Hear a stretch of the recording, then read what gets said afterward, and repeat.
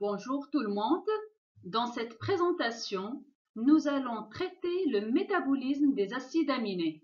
Il s'agit en fait d'une brève révision des acides aminés et de leur métabolisme. Le métabolisme des acides aminés répond à deux objectifs principaux. Maintenir le pool des acides aminés libres qui doit être disponible chaque jour pour le bon fonctionnement de l'organisme. Et le deuxième objectif, c'est d'assurer le renouvellement des protéines. Les acides aminés de l'organisme sont issus soit du recyclage des protéines endogènes par protéolyse, soit de la dégradation des protéines exogènes issues de l'alimentation. La plus grande partie de ces acides aminés va servir à la synthèse de nouvelles protéines et dans certaines conditions, ils peuvent être utilisés pour la synthèse du glucose et des lipides. Le métabolisme des acides aminés se divise fondamentalement en deux parties. D'un côté, le groupement amine suit un processus métabolique composé de plusieurs étapes, à savoir la transamination, la désamination oxydative et le cycle de l'urée. D'autre part, le squelette carboné ou la chaîne carbonée peut être utilisé pour synthétiser l'acide aminé correspondant afin de produire de l'énergie via le cycle de Krebs. Ce processus se produit quand la cellule a besoin d'énergie et on a un excès des acides aminés. Également, en cas d'excès d'acides aminés et d'énergie, la chaîne carbonée est orientée vers la synthèse des lipides. Maintenant, quand on se retrouve en cas de jeûne par exemple, où les acides aminés proviennent du catabolisme des protéines. Dans ce cas, les chaînes carbonées vont être orientées fondamentalement à ces deux processus, la gluconéogénèse et la cétogénèse.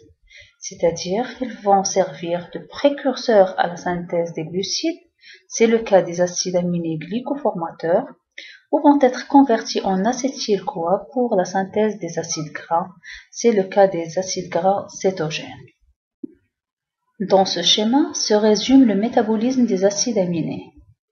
Ici, nous avons l'acide aminé qui, dans un premier processus appelé transamination, réagit avec l'alpha-cétoglutarate, générant un alpha-cétoacide et du glutamate. Le deuxième processus, qui est une désamination oxydative du glutamate produit par la réaction de transamination et qui est transporté du cytosol aux mitochondries, conduisant à la formation de l'alpha-cétoglutarate. Au cours de ce processus, il y a production d'une molécule de NADH et de l'ammoniac. L'ammoniac étant très toxique pour la cellule, peut traverser les membranes et induire de sérieux problèmes neurotoxiques. Donc l'ammoniac produit est immédiatement incorporé dans le cycle de l'urée, puis excrété. Cet ammoniac sera incorporé dans le carbamylphosphate par la carbamylphosphate synthétase, ce qui nécessite des ions bicarbonate et de deux molécules d'ATP. Ce carbamylphosphate évolue ensuite vers la citrulline grâce à l'ornithine. Cette réaction est catalysée par l'ornithine carbamyltransférase. Cette enzyme n'est exprimée que dans les hépatocytes, ce qui explique que l'urée ne soit synthétisée que dans le foie. La citrulline va ensuite être exportée vers le cytosol et va se condenser avec l'aspartate pour former l'argininosuccinate. Cette réaction est catalysée par l'argininosuccinate synthétase. Ensuite, l'argininosuccinate lyase va scinder l'argininosuccinate en fumarate et en arginine.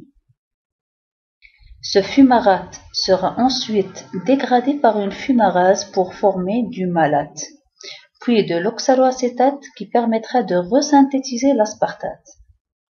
Ces deux dernières étapes sont communes avec le cycle de Krebs. L'arginine sera prise en charge par une enzyme de la membrane du réticulum endoplasmique, l'arginase, qui forme de l'urée et l'ornithine. L'urée passe ensuite dans la circulation sanguine, pour arriver au rein et être éliminé dans les urines.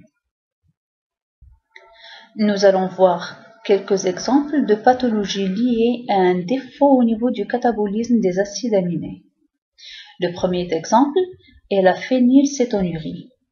Il s'agit d'une maladie génétique grave due à un défaut de dégradation de l'acide aminé phénylalanine et son accumulation dans le sang. La phénylalanine en excès est toxique pour le cerveau. Elle conduit à une arriération mentale progressive en l'absence d'un traitement approprié. La cause de cette maladie est une mutation au niveau du gène codant pour l'enzyme responsable de la transformation de la phénylalanine en tyrosine, la phénylalanine hydroxylase. Les nouveau-nés sont dépistés quelques jours après la naissance. Un enfant atteint peut vivre avec un développement cérébral normal en suivant un régime pauvre en phénylalanine.